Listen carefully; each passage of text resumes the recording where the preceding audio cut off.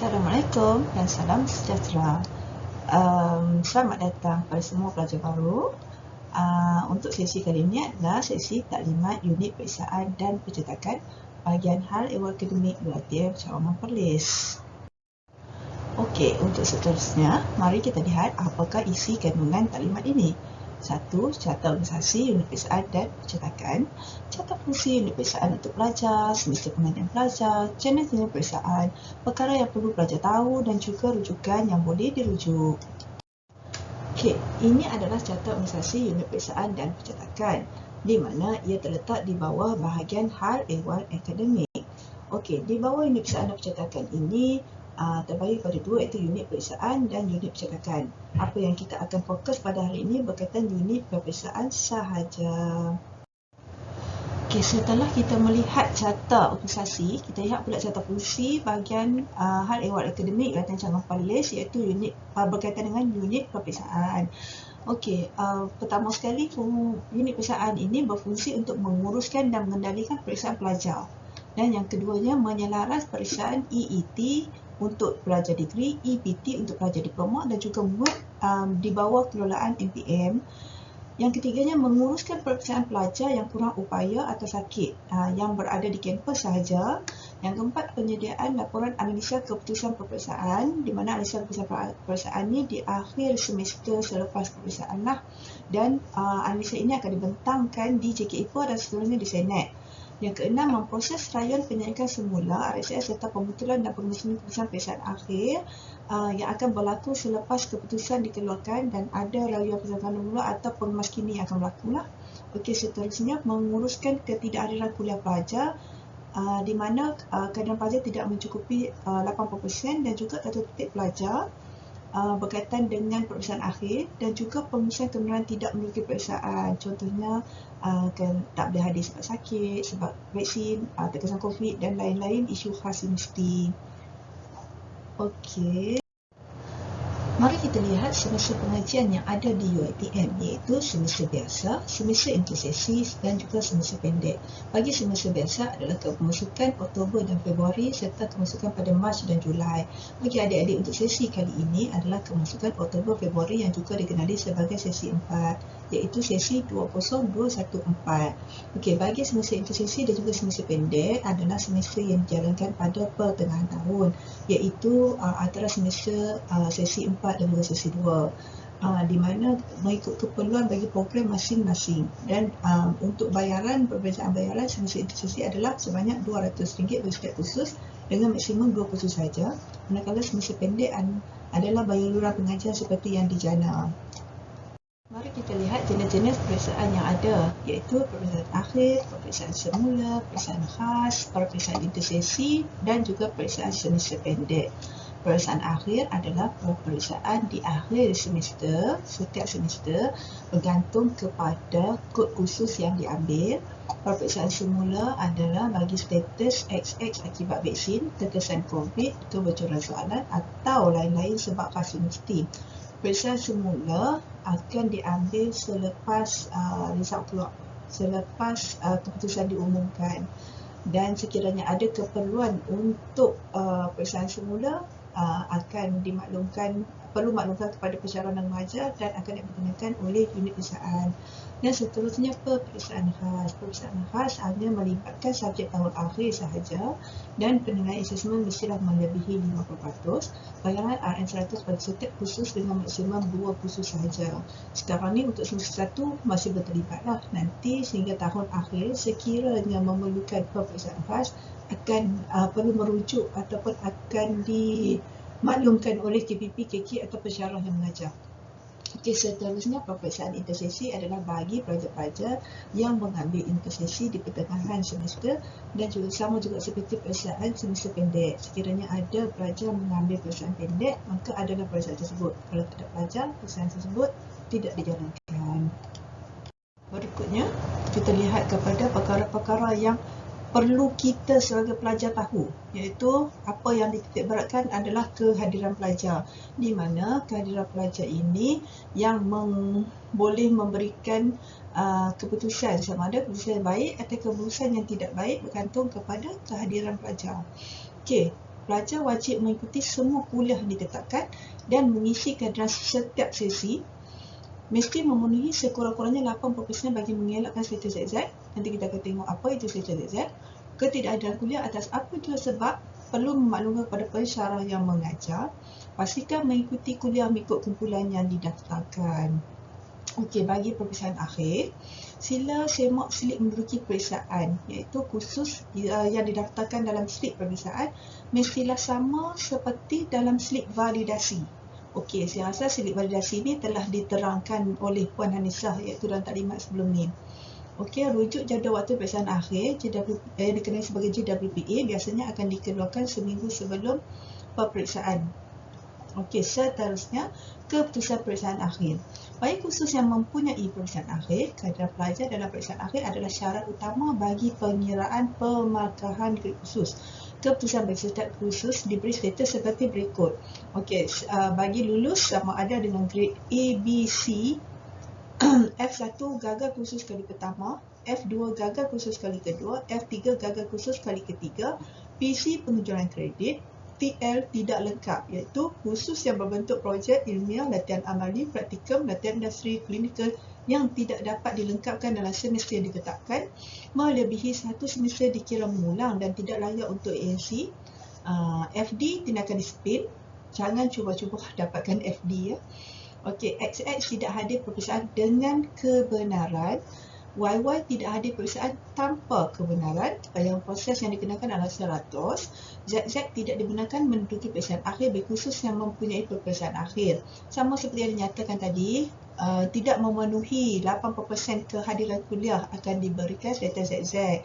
Tapi sebelum kita ZZ itu adalah proses berbual, proses-proses dengan PA akan kena pasti apa semua dulu kan. Okey, tidak dibenarkan menduduki peperiksaan akhir bagi khusus yang peperiksaan akhir atau tidak diberikan markah penilaian bagi khusus yang tiada peperiksaan akhir. Bayaran proses juga sebanyak 100. Okey, ni dia kita tengok keputusan peperiksaan akhir, grade dan nilai di mana boleh rujuk e-book peraturan akademik diploma dan sarjana muda UiTM binaan 2021 bilangan 1 di jadual 4 muka surat 42. So dah boleh target lah nak dapat A+ ke A ke, tengok markah dekat sini, tengoklah yang saya merahkan itu adalah gagal. So jangan target yang gagal, target sebab bagi semester 1 sekiranya kita skor dengan 3 pointer dan ke atas, bagi semester 2, semester 3 dan semester seterusnya kalau kita jatuh sikit pun dia masih okey. Sekarang dah boleh target. Untuk semester 1 diharapkan agar pointer boleh setinggi mungkin lah kalau boleh. Okey, tadi kita tengok keputusan peperiksaan akhir. Sekarang kita tengok kepada status keputusan peperiksaan akhir dan penilaian tu pula ya. Okey, berdasarkan kepada pencapaian HPNG iaitu ANC, TS, TM, LNT, AD, LU dan P. Okey, ANC ni tamat dengan anugerah Naib Chancellor iaitu setiap semester dapat anugerah dekan. Okey, TS pula tamat dengan anugerah dekan iaitu anugerah dekan pada semester akhir. Jadilah TS. Okey, TM adalah lulus iaitu tamat, telah mendapat semua kursus mengikut pelan pengajian, menamatkan. Maksudnya telah mengambil semua kursus mengikut pelan pengajian lah. Okey, seterusnya LNT, lulus naik taraf iaitu berkaitan dengan pra-diploma ke diploma saja. AD, anugerah dekan, mesti melalui 12 jam kredit per semester. Ini pun kena tengok juga. Kalau satu semester tu ambil 10 jam kredit saja, dia tidak dinamakan AD walaupun semua dapat per flat. Okey, LU bermaksud lulus. Maksudnya kalau semester tu semua tak ada masalah, dia akan dapat LU lah. Okey, P adalah perhatian iaitu tidak memuaskan di mana terdapat P1 dan P2. Sila semak betul-betul. Perhatian pertama di mana pelajar mempunyai HPNG atau lebih dikenali sebagai CGPA di antara 1.8 hingga 1.99 pada sesuatu semester. Pada semester tersebutlah. Lepas tu P2 perhatian kedua di mana pelajar mempunyai HPNG atau CGPA kurang daripada 2.0 selepas mendapat P1 pada semester terakhir dan sebelumnya. Maksudnya kalau dia tak pernah dapat P1, tiba-tiba dia dapat P2, itu mustahil. Kalau dia dapat P1 mula-mula tu 1.8 hingga 1.99, lepas tu dia masih lagi semester berikutnya dia masih lagi dapat 2.0, baru dia akan dapat P2. Okey, seterusnya D. D ni maksudnya gagal lah. gagal dan diberhentikan. Siapa-siapa yang dapat D itu kena tengok betul-betul. Kalau D1 dengan D2 dah tiada rayuan, iaitu rayuan meneruskan pengajian. Mana lain-lain strategi dibenarkan RMP dengan yuran proses.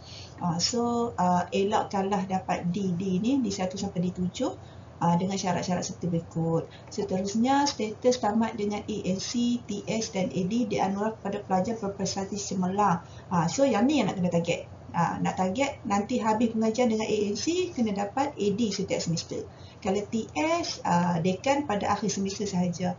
Dan AD adalah anugerah dekan pada setiap SEM. SEM ni dapat, SEM tu tak dapat. SEM ni dapat, SEM tu tak dapat pun dia boleh dapat anugerah dekan. Okay, status LU dan TM pula dianugerahkan pada pelajar yang mencapai prestasi yang memuaskan.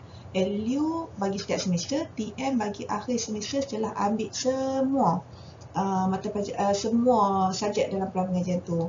Dan status SML. SML ni apa? SML ni adalah pelajar sepenuh masa yang mencapai prestasi tidak memuaskan apabila mereka melebihi tempoh yang ditetapkan, tempoh pengajian ditetapkan dalam peluang pengajian tu. Contohnya untuk program kita tengok kat situ 3 semester saja.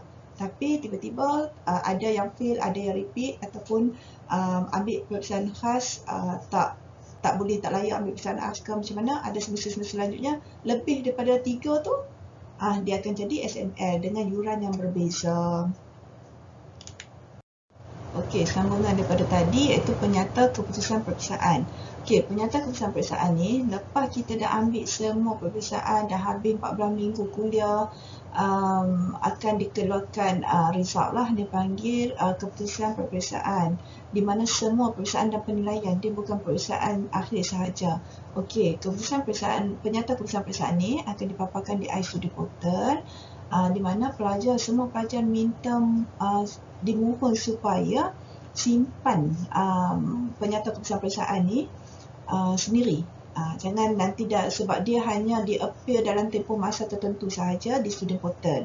Okey, cetakan yang diberi melalui paparan tersebut adalah diterah sebagai cetakan rasmi di mana tiada tanda tangan diperlukan. Okey, seterusnya penyata keputusan peperiksaan boleh ditahan jika tidak membayar yuran dan tempoh cetakan dan tidak mengisi sulfur serta sekiranya pelajar gagal mematuhi mana-mana peraturan yang telah ditetapkan oleh universiti. Sila ambil perhatian berkaitan penyata keputusan peperiksaan. Okey, seterusnya pelanggaran kaedah tata tertib pelajar bersabit dengan peperiksaan akhir dan juga penilaian.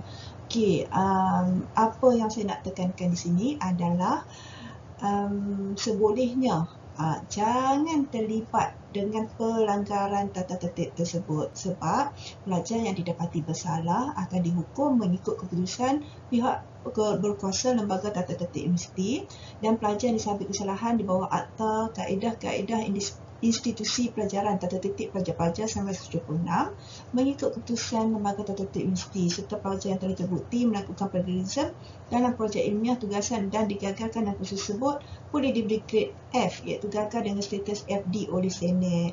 Sekiranya dalam result kita ada FD, dia akan menjejaskan prestasi untuk nak bekerja nantilah. So sebolehnya, bukan sekiranya didapati bersalah saja, tak perlu terlibat dengan dia ada dua je. Satu, membawa nota dalam exam lebih kurang macam itulah, dan yang keduanya plagiarism ataupun ciplak, meniru hasil kerja orang lain lah untuk menghasilkan kerja kita sendiri. So harap dielakkan. Okey, inilah yang saya katakan tadi, PNG dan HPNG, iaitu pengiraan purata nilai grade dan himpunan purata nilai grade. Okey, saya cuma kongsikan formula saja kat sini. Nanti lepas dapat result, sekiranya ingin mencuba formula ni, boleh rujuk kepada penasihat akademik ataupun rujuk buku peraturan akademik. Formula ni ada di situ. So macam mana PNG adalah atau lebih dikenali sebagai GPA, ataupun HPNG iaitu CGPA. Okey, PNG adalah nilai pencapaian seseorang pelajar pada satu semester. Okey, HPNG purata nilai grade yang diperoleh semua pelajar dalam semua peperiksaan yang telah diambil.